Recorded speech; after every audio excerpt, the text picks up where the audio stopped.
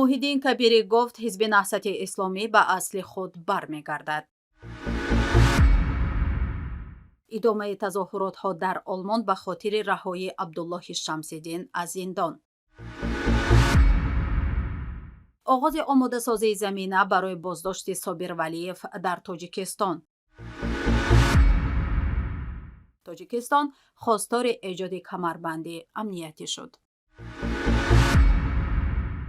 موحیدین کبیری گفت حزب نهضت اسلامی به اصل خود برمیگردد. رئیس پیمان ملی تاجیکستان طی یک سخنرانی خود در نشست زیاده‌روی در دین و خطرهای آن در جامعه در ورشاو گفت برگزاری این نشست حاکی از بازگشت نهضت به اصل خود آن است.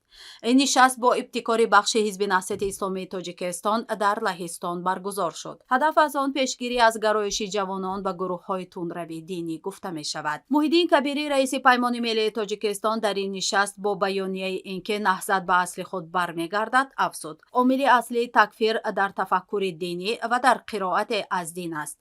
یک قرائت و یک برداشت دینی باعث می شود که مسئله تکفیر پیش آید و کسی هم که تکفیر می کند دلیلش از دین است و کسی هم که در نتیجه این تکفیر قربانی می شود او هم دلیل دارد از دین که من قربانی هستم. من فکر می‌کنم که بسیار اقدام و آغاز یک مسئله بسیار خوبی مبارک است برای حزب نهضت اسلامی تاجیکستان و مرحله بازگشت به اصل خود.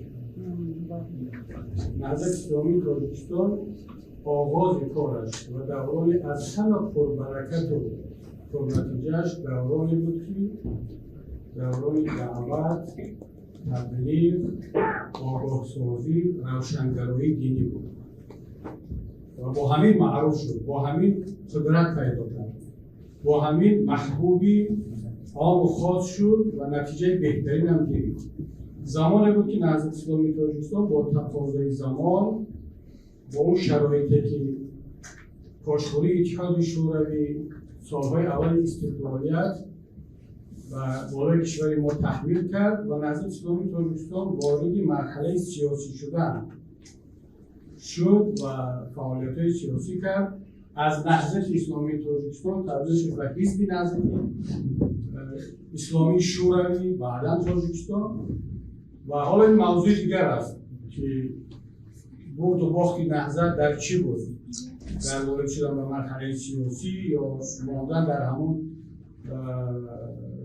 اصل اولی خود که آغاز کرده بود. این بحث امروزه ما نیست. میشه که برای این ما علاوه سمینار کرد، بحث کرد. اما نکته‌ای که من میخوام اینجا بگم که دوران اول و اصیل نهضت همون بود که با حرکت روشنگرایی دینی در مقابل خرافات، بدعت، در مقابل این حرکت‌های تکفیری و غیره شروع کرده بود. و الان که نهضت حتی در هجرت هم باشد با تأخیر خیلی طولانی تقریبا 30 ساله این را آغاز کرده است، برگشته است به اصل خودش.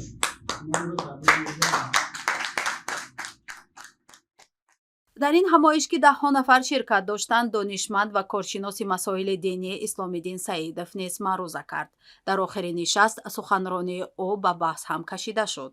او با آوردن دلایل زیادی از قرآن کریم و احادیث پیامبر صلی الله علیه و سلم ضررهای زیاده‌روی دینی به خصوص سبب‌های تکفیرهای بی اساس را که در اواخر شدت گرفته‌اند بیان کرد و آنها را از خطرهای افزاینده نه تنها به دین بلکه به کل جامعه دانست.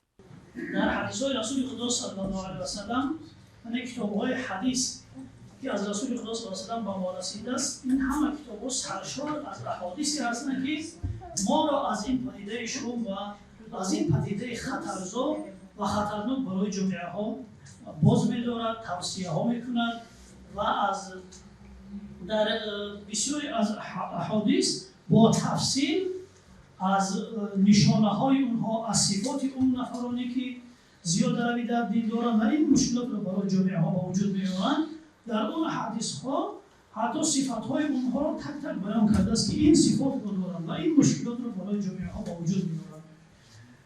و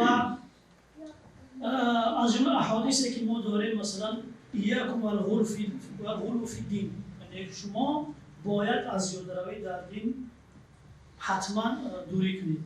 چون که امتان قبل از شما پیامبر صلی الله علیه و آله میگه که یعنی با این مریض هلاک شدن، با گرفتار شدن و زیاده روی در دین هلاک شدن، که این هم باز جهادهای گوناگونی خود را دارد که این روایت را ابن عباس روایت کردند. باید گفت فعالیت حزب نهضت اسلامی تاجیکستان هنوز در سالهای 70 عصر گذشته به صورت خلقه‌های دینی شروع شده بود. در آن زمان این حزب که نهضت جوانان تاجیکستان عنوان داشت، علیه خرافات و برای پاک کردن دین اسلام از آنها به فعالیت خود شروع کرده بود. 14مین تظاهرات در آلمان به خاطر رهایی عبدالله شمس‌الدین از زندان برگزار شد. طی این تظاهرات که از طرف همکاران سابق او راه اندازی شده بود، معترضان در نزد اداره مهاجرت شهر دورتموند آلمان رهایی عبدالله شمس‌الدین از زندان را طلب کردند. این گروه فعالان آلمانی و همکاران سابق عبدالله شمس‌الدین که اخراج او از آلمان و بازداشتش در تاجیکستان را غیر قانونی می‌دانند، آزادی و بازداشت او به آلمان را طلب دارند. در کل آنها تصمیم گرفتند تا آزادی عبدالله شمس‌الدین به تلاششان در این خصوص ادامه دهند. بنابراین تظاهرگران پس از طلب رهایی او در نزد اداره مهاجرت شهر دورتموند همراه با شعارهایشان به جشن شهری که در آن حدود 5000 نفر شرکت می‌کردند رفتند و آنجا به گرد همایی خود ادامه دادند.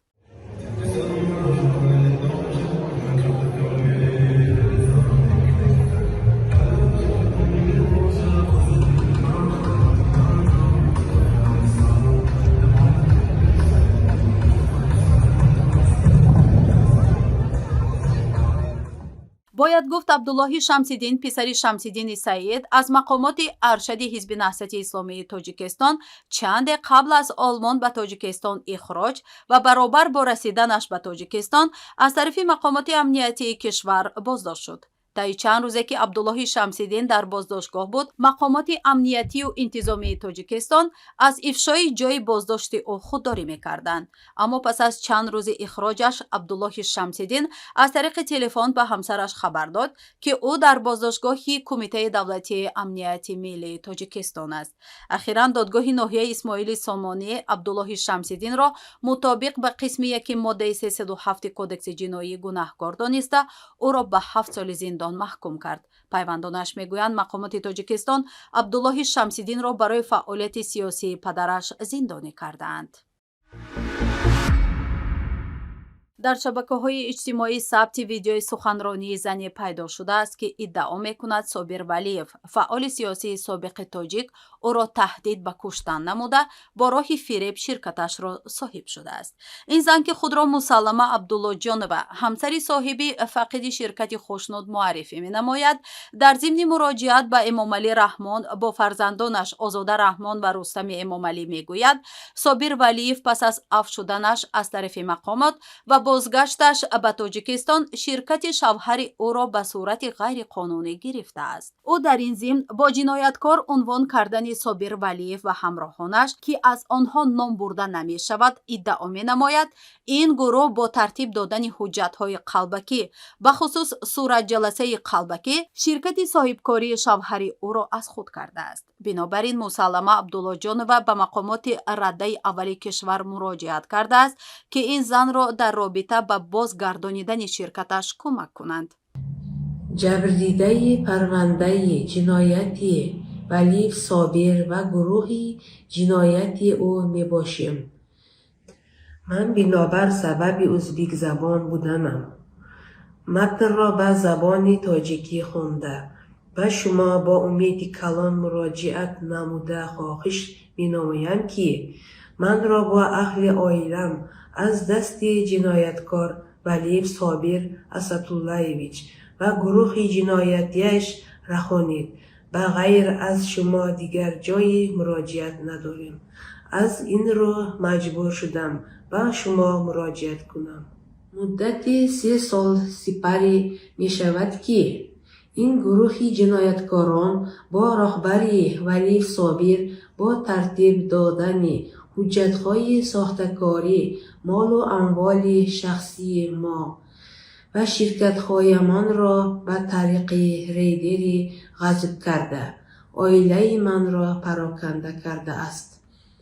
در عرفیت میگوید که دزد زور صاحب گاو را بسته است. مغز ولی صابر با گروه جنایت پیشه تشکیل کرده اش مال و اموال ما را غصب نموده. برای ترسانیدن ما نسبت فرزندانم و واسطه ملیسه‌های معلوم شفار می آورد. муроҷиати видеои мусаллама абдуллоҷоноваро дирӯз корбаре бо номи ахлоқи муҳсинӣ дар шабакаи иҷтимоии фейсбук гузоштааст. ба назар мерасад ки ин зан матни омодашуда аз тарафи касеро мутолиа менамояд, зеро худ иқрор аст ки аз шаҳрвандони узбектабори тоҷикистон аст ва забони тоҷикиро балад нест. назари худи Собир Валиев дар ин бора то ҳанӯз маълум нест. аммо чанде қабл ин фаъоли сиёсии собиқ дар суҳбат бо Радио Озодӣ гуфта буд, додситонии кулли Тоҷикистон алайҳи ӯ парванда боз ва ӯро мамнуъулхуруҷ аз кишвар кардааст. ӯ гуфта буд додситонӣ алайҳаш мутобиқ ба беш аз 10 моддаи Кодекси ҷиноӣ парванда боз кардааст. Собир Валиев яке аз фаъолони сиёсӣ ва узви гурӯҳи 24 буд, ки берун аз кишвар фаъолият мекард. аммо бо ваъдаи афви раисҷумҳур ба Тоҷикистон баргашт ва бо эълони даст кашидан аз фаъолияти сиёсӣ ба соҳибкорӣ ва тиҷорат машғул шуд. пайдо шудани ин видео дар расонаҳои иҷтимоӣ дар ҳоле аст ки қаблан бо ин гуна усул чанде аз фаъолони сиёсӣ ва маданӣ муттаҳам ба судури ҷиноят ва зиндонӣ шуда буданд.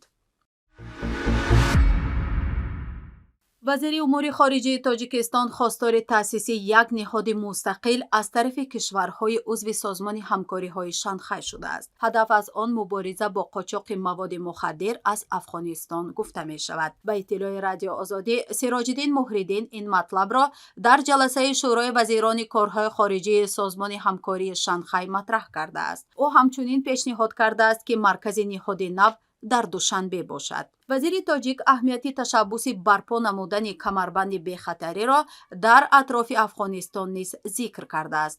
бори аввал нест ки мақомоти Тоҷикистон дар бораи чунин камарбанд ҳарф мезананд. қаблан Раҳмон ҳам чанд бор бо чунин пешниҳод дар нишастҳои байналмилалӣ садо баланд карда буд. пешниҳоди ахир дар ҳоле матраҳ шуд ки мақомоти тоҷик рӯзи 28 апрел хабар доданд дар як даргирии нерӯҳои давлатӣ ва қочоқбарон дар вилояти Бадахшон як низоми кушта шуд. ба иттилои расмӣ, қочоқбарон ба тарафи Афғонистон фирор карда 3 ҳамкори тоҷикистонии онҳо дастгир шуданд. афсари кушташуда Комрон Раҷабзодаи 33 сола мебошад, ки соли 2021 ба мақоми раиси шуъбаи Кумитаи давлатии амнияти миллӣ дар Хорӯғ, маркази вилояти Мухтори Кӯҳистони Бадахшон расида буд. Тоҷикистон бо Афғонистон, ки бузургтарин тавлидкунандаи маводи мухаддир дар ҷаҳон аст, беш аз 1300 километр марз дорад ва тирандозӣ бо қочоқбарон дар сарҳад ҳар сол такрор мешавад. аммо бори аввал аст ки чунин як афсари баландпоя дар ин тирандозиҳо ба ҳалокат мерасад. тарҳи эҷоди камарбанди амниятӣ дар атрофи Афғонистон то замони вуруди нерӯҳои амрикоӣ ба Афғонистон низ матраҳ буд. ин тарз соли гузашта аз сӯи раиси ҷумҳурии Тоҷикистон дар нишасти созмони паймони амнияти дастаҷамъӣ бори дигар матраҳ шуда буд.